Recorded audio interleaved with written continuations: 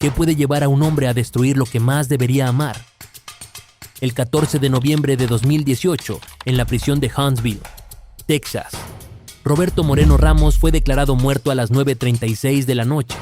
Antes de que la inyección letal recorriera sus venas, pronunció sus últimas palabras: «Dios, prepara mi carroza de oro que voy para allá. Estoy listo». Pero la historia de Roberto no comenzó en esa fría habitación de ejecución. Comenzó 26 años atrás en una pequeña casa en Progreso, Texas, donde los gritos de una mujer romperían el silencio de una noche de febrero.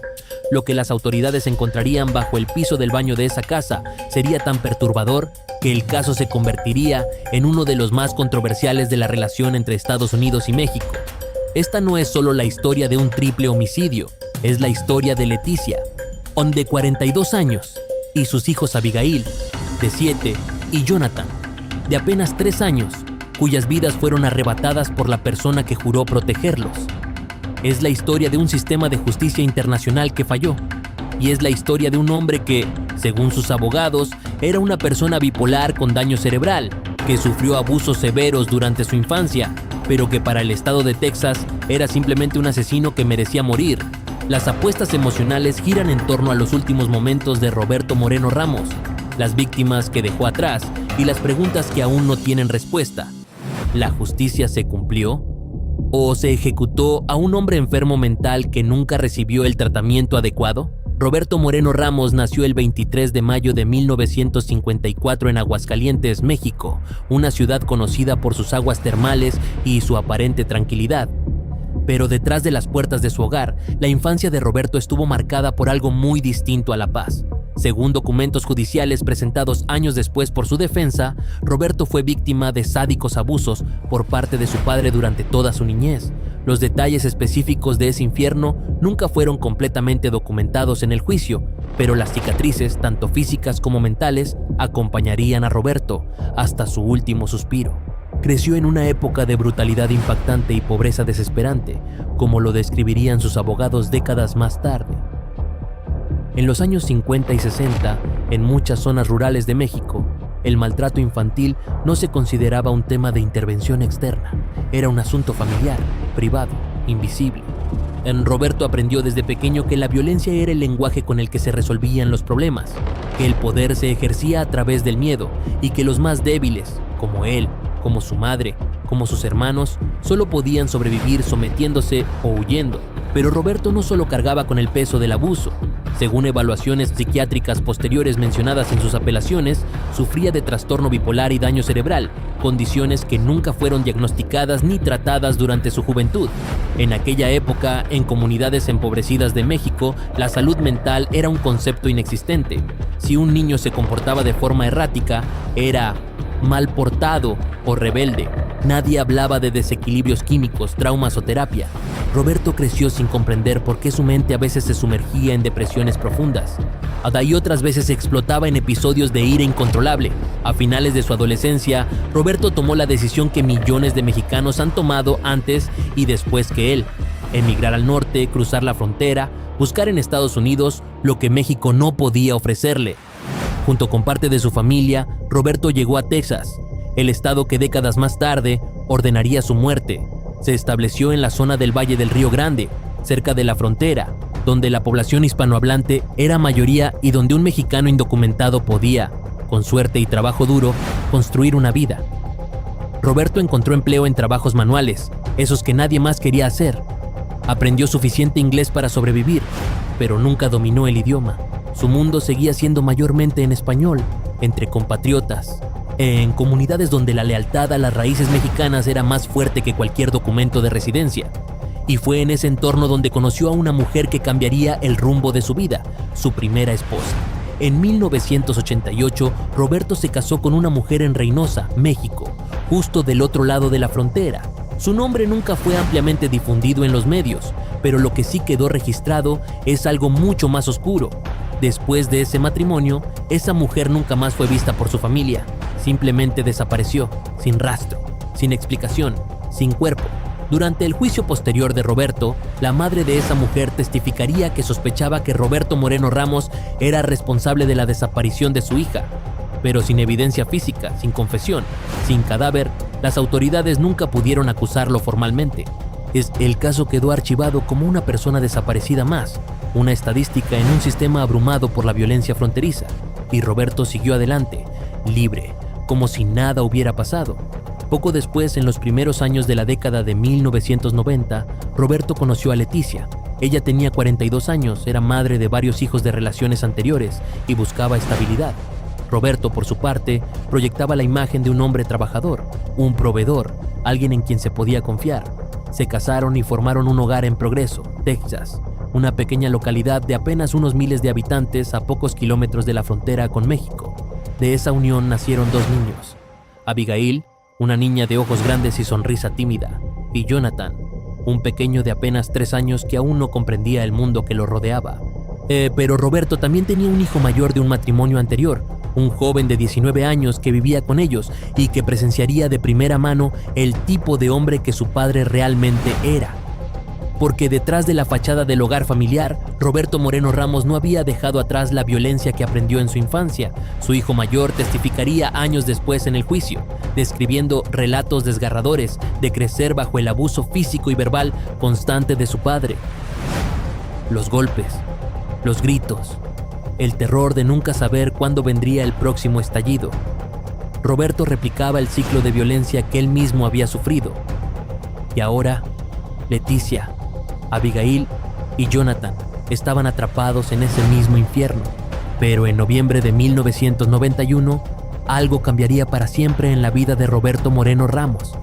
Conoció a otra mujer, una mujer que, y según él creía, le ofrecía una salida, una nueva vida, una oportunidad de empezar de cero. Y en su mente enferma y distorsionada por años de traumas no tratados, Roberto comenzó a trazar un plan que requería que Leticia, Pilar, Abigail y Jonathan dejaran de existir. En noviembre de 1991, Roberto Moreno Ramos conoció a una mujer que haría colapsar cualquier vestigio de humanidad que le quedara. Su nombre nunca fue ampliamente divulgado en los medios, probablemente para proteger su identidad como víctima indirecta de la manipulación de Roberto, pero su existencia cambió el destino de 3 personas inocentes. Esta mujer era más joven que Leticia, y Roberto vio en ella algo que su matrimonio ya no le ofrecía: una escapatoria, una fantasía, una nueva vida donde podía reinventarse como el hombre que nunca fue. El problema era simple pero monstruoso. Roberto ya estaba casado, tenía una esposa de 42 años y 2 hijos pequeños que dependían completamente de él. Pero en la mente de Roberto, Leticia, Abigail y Jonathan no eran personas con vidas, sueños y derechos propios, eran obstáculos. Y Roberto había aprendido desde niño que los obstáculos se eliminan, así que Roberto comenzó a tejer una mentira elaborada. Le dijo a su nueva novia que era viudo, que su esposa había muerto y que él estaba criando solo a 2 niños pequeños. Pero cuando ella visitaba su casa en Progreso, veía claramente a Leticia y a los niños viviendo allí. ¿Cómo explicaba Roberto esa contradicción? Con otra mentira aún más retorcida. Le dijo que esa mujer y esos niños eran una viuda con sus hijos a quienes él, por pura generosidad, les estaba dando refugio temporal en su hogar. Y era una historia absurda, llena de huecos, pero Roberto la vendió con la confianza del manipulador experto. Su novia, quizás porque quería creerle, quizás porque no tenía motivos para sospechar algo tan retorcido, aceptó la explicación. Y Roberto siguió adelante con su plan, un plan que requería que Leticia, Abigail y Jonathan dejaran de ser un problema. Dentro de esa casa en Progreso, la vida familiar era cualquier cosa menos normal. El hijo mayor de Roberto, quien entonces tenía 19 años y vivía bajo el mismo techo, fue testigo directo de la violencia que su padre ejercía sobre Leticia y los niños. Los empujones, los gritos, los golpes. Roberto replicaba el mismo patrón de abuso que había sufrido de niño, y su familia entera vivía aterrorizada, caminando sobre cáscaras de huevo sin saber cuándo vendría el próximo estallido. Leticia, atrapada en un matrimonio violento y sin recursos para escapar, aguantaba por sus hijos. Abigail, de apenas 7 años, ya había aprendido a quedarse callada cuando papá estaba de mal humor. Jonathan, con solo 3 años, aún no comprendía por qué a veces su padre le gritaba o lo golpeaba. Era demasiado pequeño para entender que estaba viviendo en un hogar donde el amor había sido reemplazado por el miedo. Pero a finales de 1991 y principios de 1992, algo cambió en Roberto. Ya no era solo un hombre violento y abusivo, ahora tenía un motivo concreto, un objetivo. Quería casarse con su amante, Quería empezar de nuevo, y en su mente distorsionada, probablemente exacerbada por su trastorno bipolar no tratado y años de normalizar la violencia, llegó a una conclusión lógica. Deshacerse de Leticia y los niños era la única solución. No consideró el divorcio, no pensó en abandonar a su familia y simplemente irse, porque para Roberto las personas eran posesiones, no individuos con voluntad propia. Leticia podría hablar, contar su historia, arruinar su nueva vida. Los niños serían una carga, un recordatorio constante de su pasado.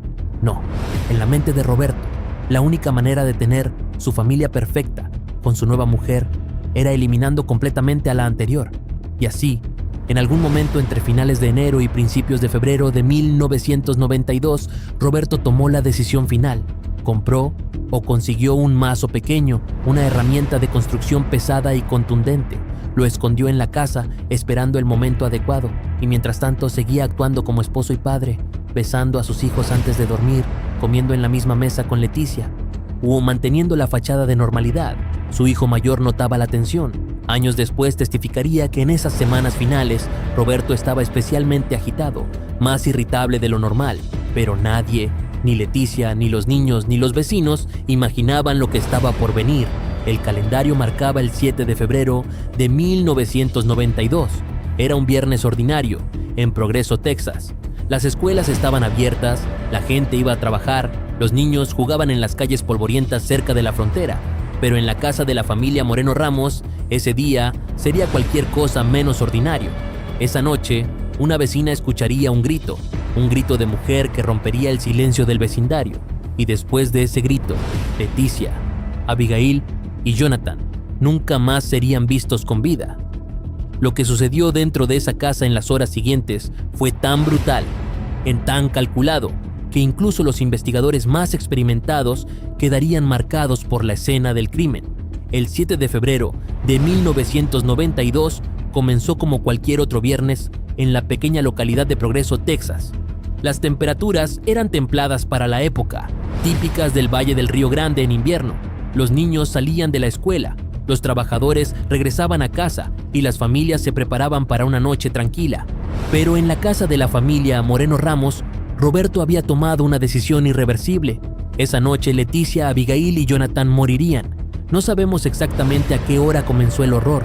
Los registros judiciales no especifican si fue al atardecer, durante la cena o ya entrada la noche. Pero lo que sí sabemos es que en algún momento de esa tarde-noche, Roberto tomó el mazo que había escondido y esperó el momento adecuado. Quizás esperó a que sus víctimas estuvieran distraídas. Quizás esperó a que estuvieran durmiendo.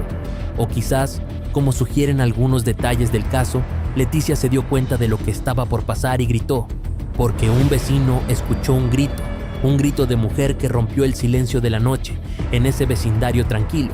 Fue un grito lo suficientemente fuerte, lo suficientemente desesperado, como para que alguien lo recordara semanas después cuando las autoridades comenzaran a hacer preguntas. Pero en ese momento, el vecino no hizo nada. Quizás pensó que era una discusión matrimonial común.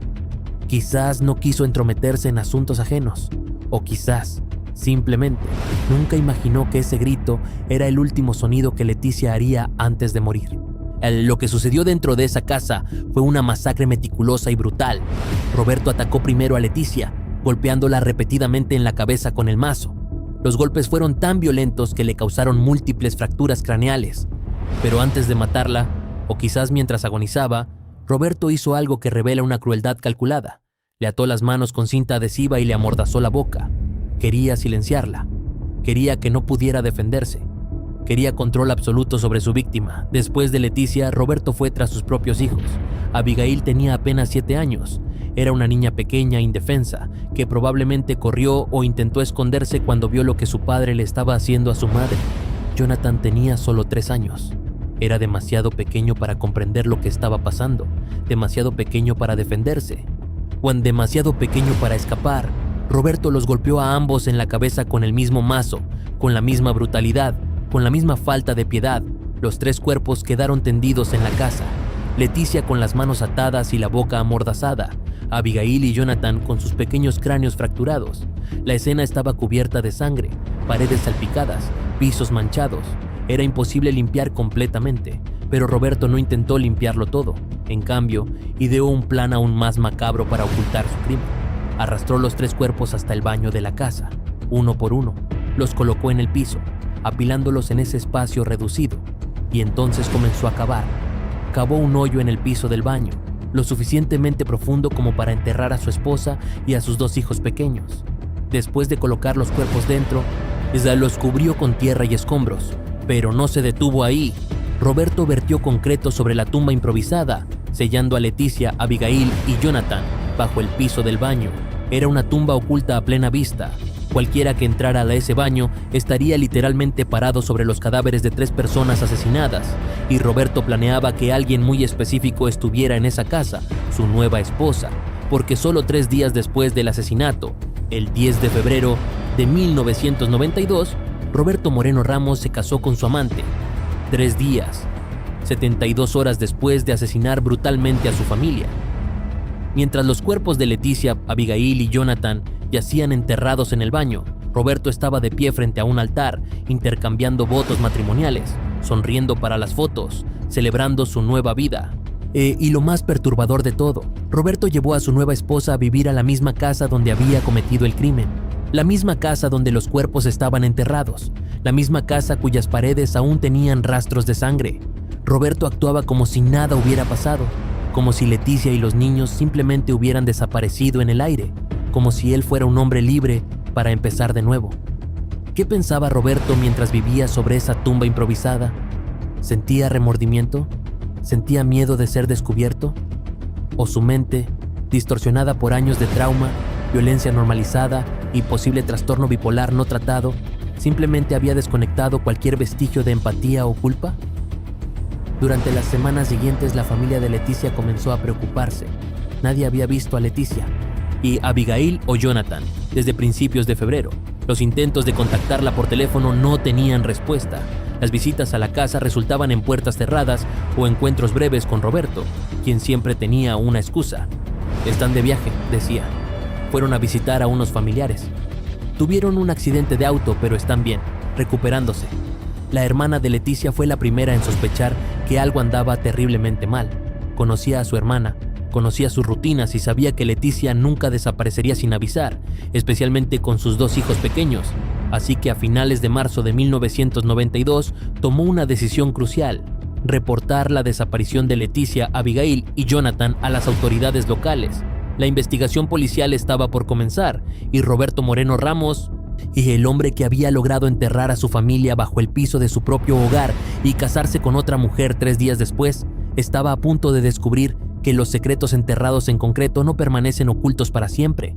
La red se estaba cerrando y la casa en progreso estaba a punto de revelar su horror.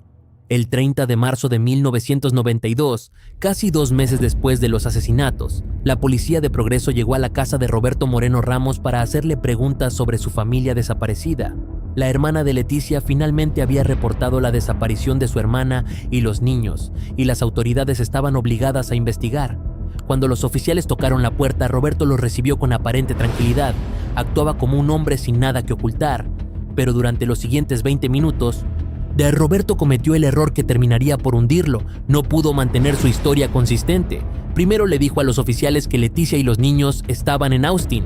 Minutos después cambió su versión y dijo que estaban en San Antonio. Luego afirmó que habían viajado a México a visitar familiares. Cada respuesta contradecía a la anterior. Los oficiales intercambiaron miradas. Algo no cuadraba. Finalmente, Roberto ofreció una explicación aún más extraña. Dijo que los cuerpos habían sido cremados. ¿Cremados? ¿Por qué mencionaría cremación si se suponía que su familia estaba viva y viajando? Los oficiales sabían que estaban frente a un sospechoso, pero no tenían evidencia suficiente para arrestarlo por homicidio, así que recurrieron a otra táctica. Tenían órdenes de arresto pendientes contra Roberto por infracciones de tránsito. Roberto acompañó voluntariamente a los oficiales a la estación de policía, donde fue arrestado por las infracciones de tránsito. Era una estrategia común, mantener al sospechoso bajo custodia mientras se reunía evidencia suficiente para cargos mayores. Roberto pasó la noche del 30 de marzo en una celda, probablemente sabiendo que las paredes se estaban cerrando a su alrededor. Mientras Roberto estaba detenido, los investigadores trabajaban en obtener una orden de cateo para su casa. El 6 de abril de 1992, una semana después del arresto inicial, Finalmente obtuvieron permiso legal para registrar la propiedad. Lo que encontraron confirmaría sus peores sospechas. Había sangre por todas partes, no la suficiente como para ser visible a simple vista para un visitante casual. Pero las pruebas forenses revelaron rastros de sangre en el dormitorio, en el pasillo, en el baño. Las paredes, los pisos, incluso los rincones que Roberto había intentado limpiar. Todo brillaba bajo las luces especiales que los técnicos forenses usaban para detectar sangre. Era evidente que algo violento había ocurrido en esa casa, pero lo que más inquietó a los investigadores fue lo que encontraron en el ático. Toda la ropa de Leticia y los niños, junto con los juguetes de Abigail y Jonathan, estaban empacados en bolsas de plástico y escondidos. ¿Por qué un hombre cuya familia supuestamente estaba de viaje habría empacado todas sus pertenencias y las habría escondido en el ático? No tenía sentido, a menos que quisiera deshacerse de cualquier evidencia de que alguna vez vivieron allí. Los investigadores también notaron algo extraño en el baño. El piso tenía azulejos nuevos, recién instalados. El resto de la casa era modesta, vieja, descuidada, pero ese baño tenía un piso flamante. ¿Por qué Roberto habría invertido en renovar solo el baño justo después de que su familia desapareciera? Al día siguiente, el 7 de abril de 1992, los oficiales llevaron a Roberto de vuelta a la sala de interrogatorios. Le mostraron las fotos de la sangre, le preguntaron sobre la ropa en el ático, le confrontaron sobre los azulejos nuevos y finalmente, después de horas de presión, Roberto se quebró. Pero incluso en su confesión, Roberto intentó manipular la verdad. Su primera versión fue una mentira absurda. Dijo que había regresado a casa un día de febrero y encontró a su esposa y a sus hijos muertos. Y afirmó que Leticia había matado a los niños con un martillo y luego se había suicidado golpeándose a sí misma en la cabeza. Era una historia ridícula desde cualquier ángulo, pero Roberto la contó con la esperanza de que quizás, solo quizás, pudiera escapar de la acusación de asesinato. Los investigadores no le creyeron ni por un segundo. Le señalaron que era prácticamente imposible que Leticia se hubiera infligido esas heridas a sí misma. Le preguntaron por qué. Si todo había sido un suicidio o homicidio, él no había llamado a la policía. Le preguntaron por qué había enterrado los cuerpos, por qué había instalado azulejos nuevos, por qué se había casado con otra mujer 3 días después. Roberto no tenía respuestas convincentes. Y finalmente, quizás agotado, quizás reconociendo que no había escapatoria, Roberto admitió lo que los investigadores ya sabían. Él había enterrado a Leticia, Abigail y Jonathan bajo el piso del baño. Con esa confesión, los oficiales obtuvieron una orden de excavación. Regresaron a la casa de Progreso con un equipo forense completo.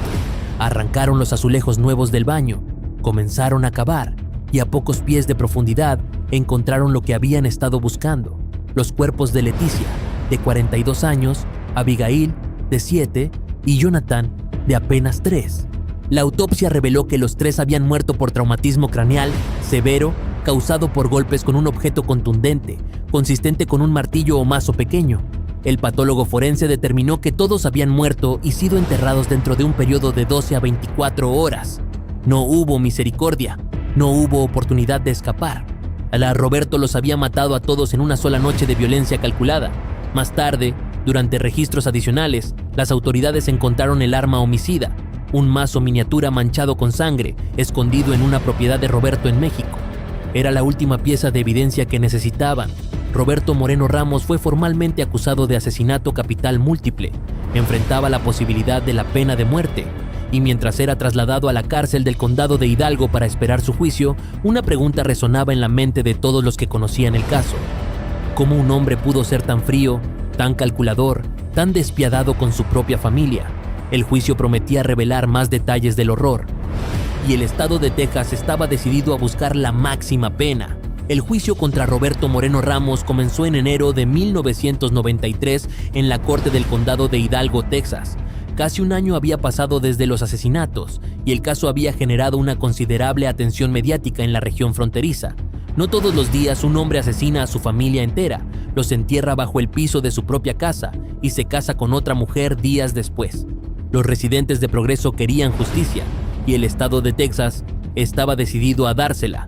Roberto fue acusado de asesinato capital múltiple, específicamente el asesinato de más de una persona durante el mismo acto criminal.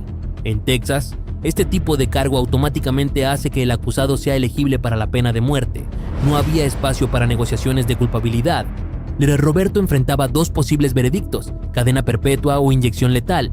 El equipo de defensa de Roberto era un abogado designado por la corte, un defensor público con recursos limitados y, según se argumentaría años después, preparación insuficiente.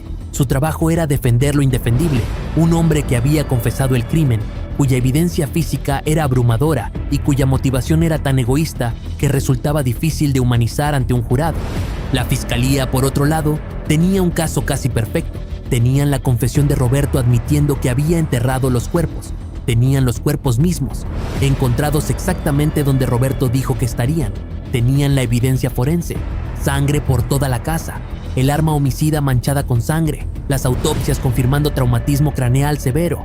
Y tenían un motivo claro: Roberto quería deshacerse de su familia para casarse con otra mujer, lo cual hizo apenas 3 días después del crimen. Pero lo más devastador para la defensa fueron los testigos que la fiscalía presentó. El primero fue el hijo mayor de Roberto, de 19 años, quien subió al estrado y narró relatos desgarradores de crecer bajo el abuso físico y verbal constante de su padre. Describió los golpes, los gritos, el terror permanente que definía su infancia. Explicó cómo Roberto trataba a Leticia, cómo maltrataba a Abigail y Jonathan.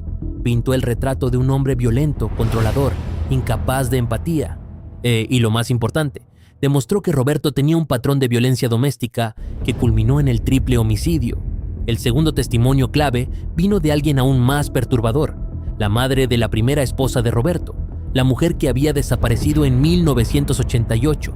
Ella testificó que su hija se había casado con Roberto en Reynosa, México, y que desde entonces nunca más fue vista por la familia. Nunca hubo una llamada, nunca hubo una carta, simplemente desapareció, y ella estaba convencida de que Roberto era responsable. Legalmente, ese testimonio no podía usarse para acusar a Roberto de otro asesinato. No había cuerpo, no había evidencia directa, pero sí podía usarse para establecer un patrón de comportamiento para demostrar peligrosidad futura. Y uno de los criterios que el jurado de Texas debe considerar al decidir si imponer la pena de muerte: ¿es este individuo una amenaza continua para la sociedad? Después de escuchar ese testimonio, la respuesta parecía obvia. La fiscalía también presentó evidencia del engaño elaborado de Roberto hacia su nueva esposa, la mentira de que era viudo, la historia de que Leticia era una viuda refugiada. Todo esto pintaba la imagen de un manipulador frío y calculador, no de un hombre que había cometido un crimen pasional en un momento de locura. Roberto había planeado estos asesinatos, los había ejecutado metódicamente y luego había intentado construir una nueva vida literalmente sobre las tumbas de sus víctimas. La defensa, en contraste, tenía muy poco que ofrecer. Durante la fase de culpabilidad del juicio, y el abogado de Roberto intentó argumentar que quizás la confesión había sido obtenida bajo coacción, que quizás Roberto no entendía completamente sus derechos, pero los registros mostraban claramente que Roberto había acompañado voluntariamente a la policía y que le habían leído sus derechos Miranda antes de interrogarlo. Ese argumento no prosperó. El jurado deliberó y en marzo de 1993 encontró a Roberto Moreno Ramos culpable de asesinato capital. Ahora venía la fase de sentencia, donde el jurado decidiría si Roberto vivía o moría, y fue en esta fase crítica donde el sistema judicial falló más estrepitosamente a Roberto, no porque no mereciera ser condenado, sino porque no recibió la representación legal efectiva que la Constitución garantiza incluso a los peores criminales. La fase de sentencia duró solo un día. Durante ese día, la fiscalía presentó 3 testigos que reforzaron la narrativa de peligrosidad y falta de remordimiento, pero la defensa no presentó ni un solo testigo, ni uno. No llamaron a psiquiatras para testificar sobre el trastorno bipolar de Roberto o su daño cerebral. No presentaron evidencia del abuso severo que Roberto sufrió de niño, los sádicos abusos que documentos posteriores confirmarían. No trajeron a familiares de México que pudieran humanizarlo ante el jurado. No hicieron absolutamente nada para argumentar que Roberto merecía vivir, aunque fuera en prisión para siempre. Esta omisión sería el centro de décadas de apelaciones posteriores. Organizaciones internacionales de derechos humanos argumentarían que Roberto no recibió un juicio justo, que su abogado fue incompetente y mal preparado, que la falta de evidencia mitigatoria violó sus derechos constitucionales. La Comisión Interamericana de Derechos Humanos eventualmente concluiría que el Estado había violado los derechos de Roberto bajo la Declaración Americana. Pero en marzo de 1993, nada de eso importaba.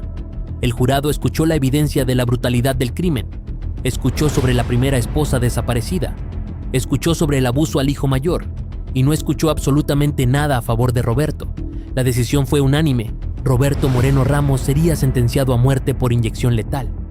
Cuando el juez leyó la sentencia, Roberto permaneció inmóvil. No lloró, no protestó, simplemente aceptó su destino con la misma frialdad con la que había matado a su familia. Sería trasladado al corredor de la muerte en Huntsville, ese donde esperaría, como todos los condenados en Texas, el día en que una camilla y una serie de químicos pondrían fin a su vida. Pero lo que Roberto no sabía en ese momento era que no moriría en unos meses o años. Pasarían más de 2 décadas antes de que su sentencia fuera ejecutada. 26 años en una celda de 2 metros por 3, esperando una muerte que parecía nunca llegar. ¿Qué hace un hombre durante 26 años en el corredor de la muerte? ¿Cambia? ¿Se arrepiente? ¿O simplemente espera? Roberto Moreno Ramos llegó al corredor de la muerte de la prisión de Huntsville en marzo de 1993 con 38 años. Para noviembre de 2018, cuando finalmente sería ejecutado, tendría 64 años. Más de un cuarto de siglo esperando la muerte. 26 años en una celda de 2 metros por 3, con luz artificial constante, sin privacidad, sin futuro, sin esperanza. Para algunos, esto era justicia. Para otros, era una tortura prolongada. Pero lo que hizo único el caso de Roberto no fueron los años que pasó esperando. Muchos condenados en Texas pasan décadas en el corredor de la muerte. Lo que hizo único su caso fue que se convirtió en el centro de una batalla legal internacional que involucró a 3 países, múltiples cortes internacionales y organismos de derechos humanos de todo el mundo. El primer problema era simple pero fundamental. Cuando Roberto fue arrestado en marzo de 1992, las autoridades estadounidenses nunca le informaron que, como ciudadano mexicano, tenía derecho a contactar al Consulado de México para recibir asistencia legal. Este derecho está garantizado por la Convención de Viena sobre Relaciones Consulares, un tratado internacional que Estados Unidos ratificó en 1969, y no fue un olvido de unos días o semanas. Las autoridades consulares mexicanas no fueron notificadas del arresto de Roberto hasta 11 meses después, cuando ya había sido juzgado y condenado a muerte. ¿Por qué importaba esto? Porque el consulado mexicano habría proporcionado a Roberto abogados experimentados, investigadores privados, psiquiatras que habrían documentado su trastorno bipolar y daño cerebral, expertos que habrían rastreado su historia de abuso infantil en México. Todo esto podría haberse presentado durante la fase de sentencia del juicio. Todo esto podría haber marcado la diferencia entre una sentencia de muerte y una de cadena perpetua, pero nunca sucedió porque Roberto nunca supo que tenía ese derecho. En 1996, ni los nuevos abogados de Roberto comenzaron a presentar apelaciones basadas en esta violación. Argumentaron que Roberto no había recibido un juicio justo, que su representación legal había sido incompetente, que la omisión de evidencia mitigatoria sobre su salud mental y su historia de abuso violaba sus derechos constitucionales. Las cortes estatales de Texas rechazaron todas las apelaciones. Así que el caso escaló a nivel internacional. En 2002, la Comisión Interamericana de Derechos Humanos, CIDH, otorgó medidas cautelares a favor de Roberto Moreno Ramos, solicitando que Estados Unidos tomara medidas para proteger su vida mientras se revisaba el caso. La CIDH argumentó que el Estado había violado los derechos de Roberto bajo la Declaración Americana de los Derechos y Deberes del Hombre, específicamente su derecho a un juicio justo y al debido proceso. Pero el golpe más significativo vino en 2004. Ese año, la Corte Internacional de Justicia, CIJ, de La Haya, el tribunal más alto de las Naciones Unidas, dictó sentencia en el caso Avena y otros nacionales mexicanos, México versus Estados Unidos. La Corte concluyó que Estados Unidos había violado sus obligaciones internacionales bajo la Convención de Viena en los casos de 51 ciudadanos mexicanos en el corredor de la muerte, incluido Roberto Moreno Ramos. La CIJ ordenó explícitamente a Estados Unidos que no ejecutara a Roberto Moreno Ramos hasta que su caso fuera reconsiderado y revisado apropiadamente. Era una orden vinculante bajo el derecho internacional.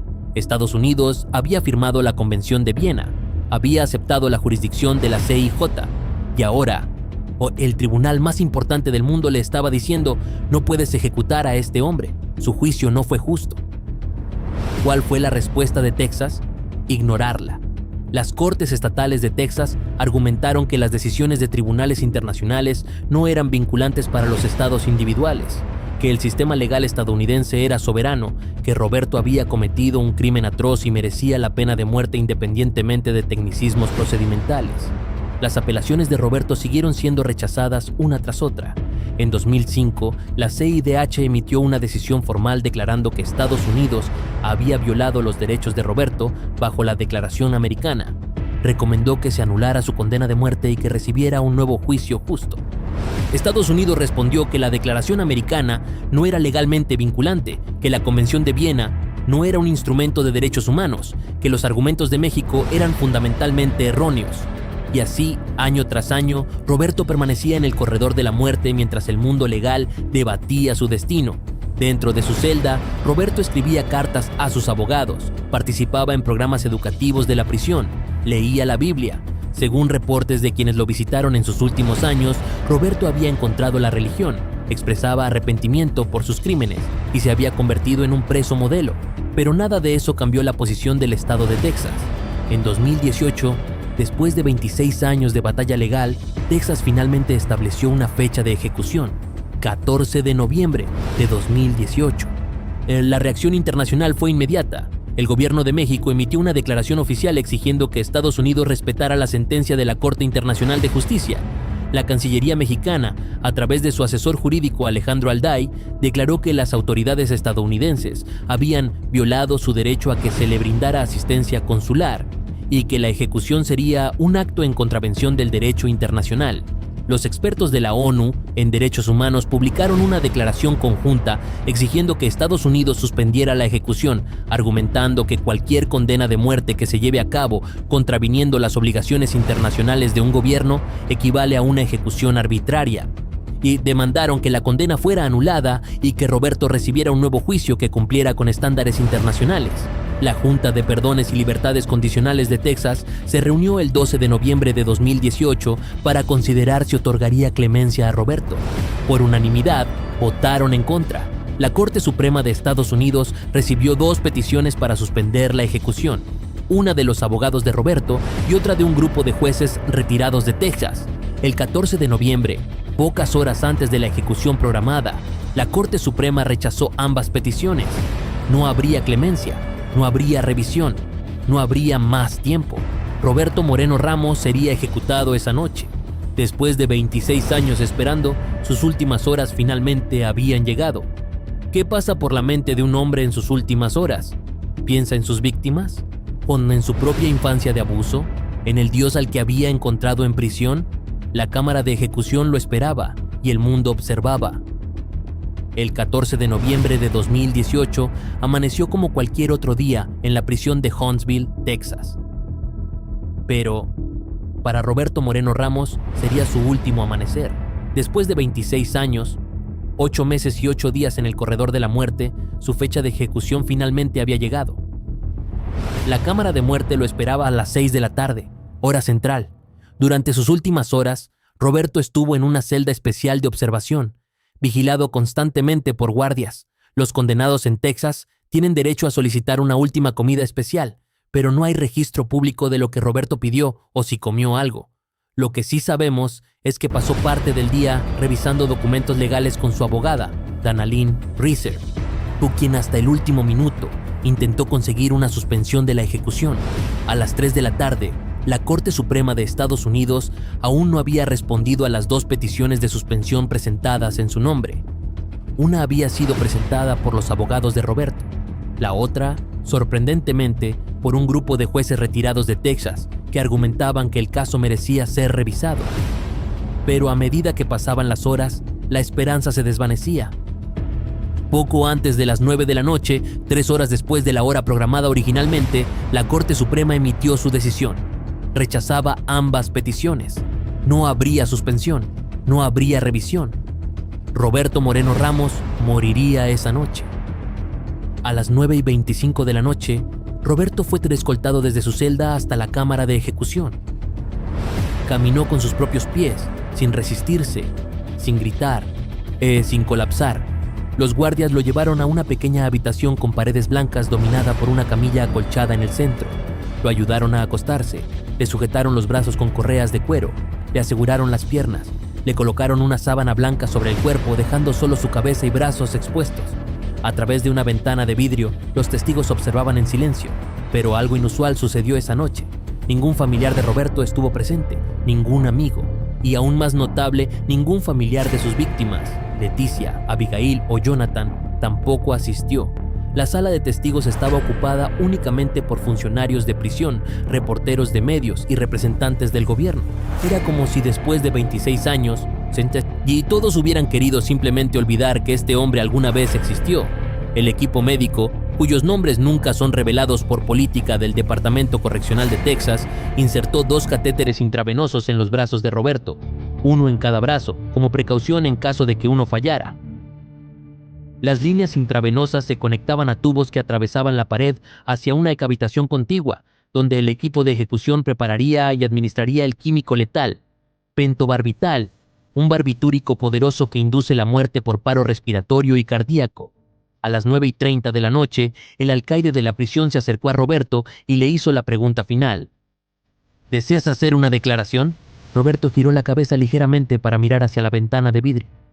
Y entonces habló sus últimas palabras. Estoy muy agradecido por todo el arduo trabajo que el consulado mexicano puso en la lucha contra mi sentencia de muerte, hubiera o no una razón. Agradezco el trato humano que recibí aquí en las 2 prisiones en las que estuve. Estoy recibiendo mi reloj de oro, que le tomó al gobernador 30 años forjar. Gracias, Dios. Señor, mándame una carroza. Estoy listo. Fue una declaración extraña, casi poética. El reloj de oro era una metáfora oscura, quizás refiriéndose a los 30 años que había esperado para morir, o quizás un comentario sarcástico sobre el sistema que lo había mantenido esperando tanto tiempo. La referencia a la carroza era claramente religiosa, evocando la imagen bíblica del profeta Elías siendo llevado al cielo en una carroza de fuego. Roberto, quien había encontrado la fe en prisión, se veía a sí mismo no como un asesino enfrentando la justicia, sino como un creyente listo para encontrarse con su creador. El alcaide hizo una señal. En la habitación contigua, el equipo de ejecución comenzó a administrar el pentobarbital a las 9:25 de la noche. Roberto tomó un par de respiraciones profundas, luego farfulló una vez, y entonces comenzó a roncar, un sonido grave y entrecortado que indicaba que el sedante estaba haciendo efecto. Su pecho subía y bajaba de forma errática. En cuestión de segundos todo movimiento se detuvo, su rostro se relajó, sus ojos quedaron entreabiertos, fijos en la nada.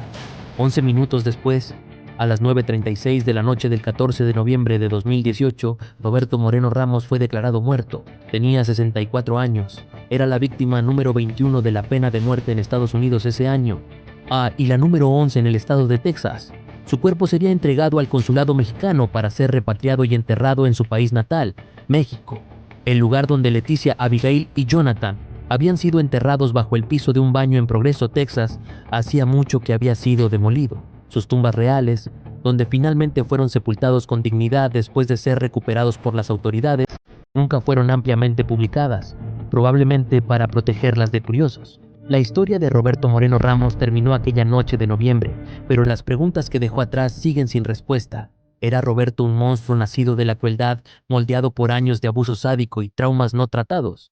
¿O era simplemente un asesino calculador que usó su pasado como excusa? La verdad probablemente está en algún punto intermedio, un lugar incómodo donde la víctima de la violencia se convierte en perpetrador, donde el daño cerebral y la enfermedad mental coexisten con la responsabilidad personal, donde el sistema de justicia cumple su promesa de castigo pero falla en su obligación de equidad.